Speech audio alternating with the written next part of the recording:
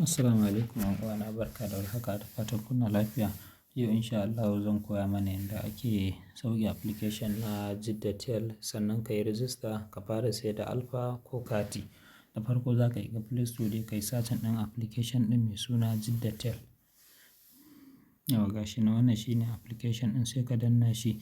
Ni na riga na yi downloading kurin open zan yi, in ba ka yi downloading ba in ka zo sai ka danna nan gurin.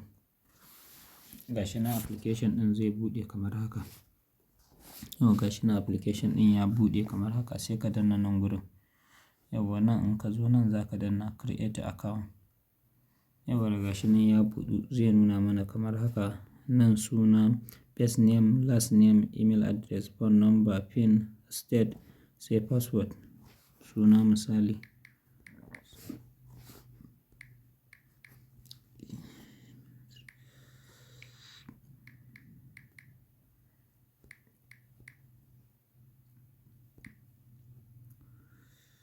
Misali kamar haka. Yau ga email nasa sai phone number.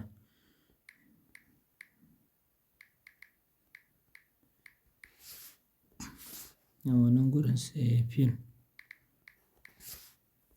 Yauwa da in ka sa PIN sai ka jawo nan sai ka zaɓi state ɗin da kake. Ni ga shi na zaɓi Yobe. Nan sai ka sa password. Suna son in ma suna ne in ma lamba ne dai ana son harafi ƙwaya 8. Sai ka danna create account. To shi kenan fa ya buɗe ba shi da wani wahala. Yauwa kun gan shi ga komai yanda yake.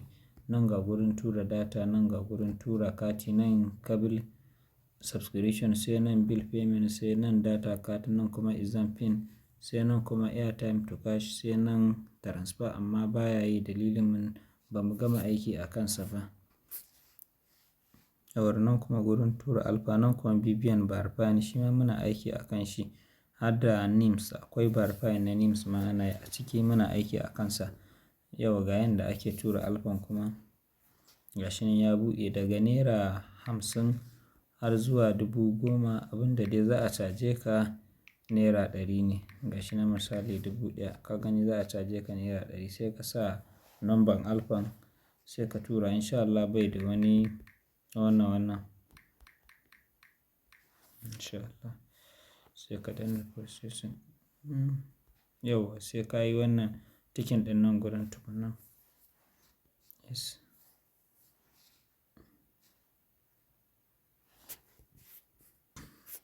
Yauwa yana nuna maka nan kana danna clicking here ɗin nan zai kai ka kan WhatsApp ɗina sai ka turo min da email ɗinka sai in maka verify sai ka ci gaba da uzurinka.